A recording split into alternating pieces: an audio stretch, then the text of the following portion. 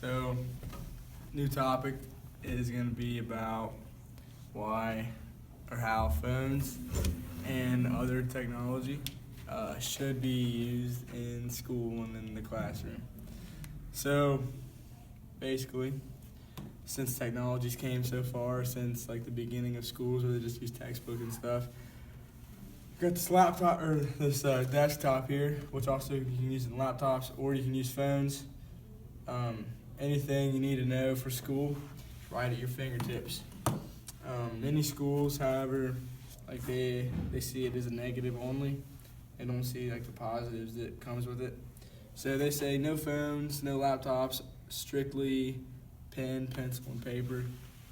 And really at this point in time, it's kind of holding the students back. A lot of jobs, even nowadays, they pretty much revolve around using technology such as computers and stuff like that for their work, because they have to do research and they can find a lot more stuff out from other places in 20 seconds that used to take like weeks or months to figure out. Okay, so for example, you don't know how to do a problem for math. All you got to do, scroll right here to Google Chrome, type in the search bar, say you don't know the Pythagorean theorem. You just type it in right there. That search is already there. You click on it, and then it pops up right there, and it goes in depth about what it is. So that's just one example of how phones and stuff can be good for school and such. Another, like that can also be used not just on the phone but on the computer. I think why a lot of schools see it as a negative is because they see it as a distraction, which in some cases can be, but high school students and college students, like high school kids, you're feeding them into college and you're feeding them into the real world. So it should be sort of on them to do what they are supposed to be doing, and if they're not going to take advantage of what they could have, then it's on them, and they're going to be the ones missing out when the people who use it correctly are doing great after school and in college and in the workforce. So they should be allowed, and distractions shouldn't be like even really thought of, because it's their decision, and if they want to screw it up, it's on them. Which is why they should be allowed. And there's just so much that they can do in just like such a little device.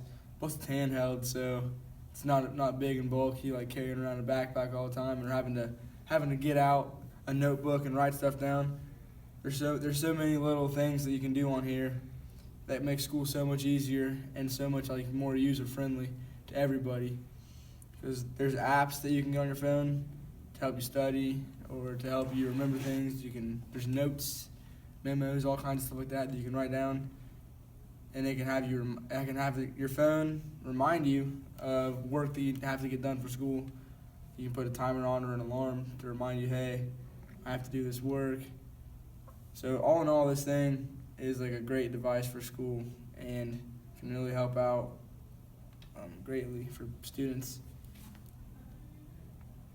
People who see it as something that's not good are mostly like the older generation of people who only grew up on textbooks and going to the library and finding a book to do research, because that's all they know, and they see it as everything's getting too easy for the younger generation, when in all honesty, it's not that it's getting easier, it's the stuff's actually getting like kind of harder, that we need this stuff to know what we need to know and to do our research, because everything in the books is kind of outdated now, and everything that's getting updated is all online. So without phones and laptops and computers, we wouldn't be able to know exactly what we need to know for school and stuff like that. It just makes it that much more good for the students and for people who are just entering the workforce. So that's my spiel about that. They should be used, and there shouldn't even be second thoughts about it because that's the direction everything's going in nowadays. That's it.